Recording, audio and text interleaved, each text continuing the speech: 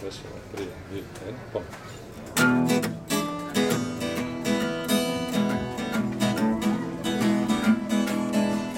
Η όμορφη θεία έμπαινε στο μυαλό μου τα βράδια τα κρύα, τότε που φτιάχναμε ιστορίες για άγρια θηρία, στην εφηβεία. Τα καλοκαίρια όταν ερχόταν απ' την Αθήνα, απ' τη μιζέρια, έβαζε κρεμούλα στο σώμα, στα δυο της τα χέρια, μπροστά στα πανέρια. Κι όταν φορούσε το κοντοπαρεώτη, βόλτα στην πλατεία και με τα παραλία, έπαιρνε μαζί σαν το φτωχό, πρώτα για βουλιά και μπανάκι και μετά παγωτό. Αχ, τι θα κάνω, κάθε χρόνο σκεφτόμουν ο δόλιος. Αχ, τι θα κάνω, πρέπει αυτό το καλοκαίρι στη θεία παιχνίδι να κάνω.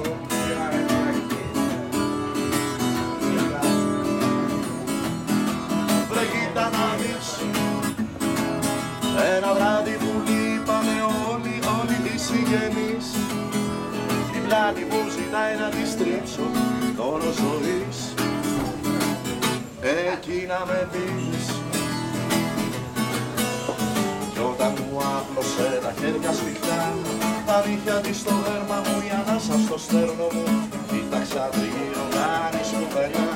40 χρόνια γεύτηκα σε μία βραδιά.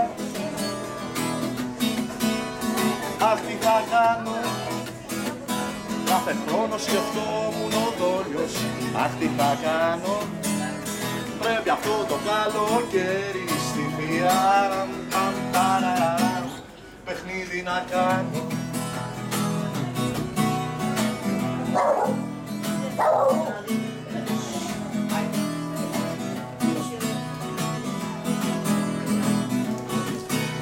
Το άλλο πρωί είχε πιάσει μέσα σκρύβω μια πολύ μεγάλη ντροπή.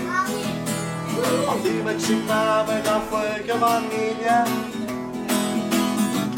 και με παιδί λακρύ.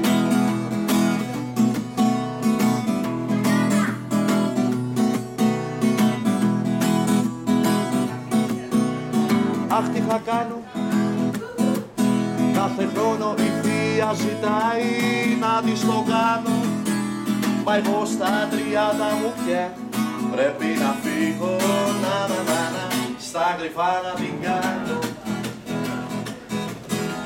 Η όμορφη θεία έχει πια ξεθοριάσει σαν παλιά φωτογραφία, μα αν την κοιτάξει στο φακό κοιτά με αγνία, για μια ευκαιρία.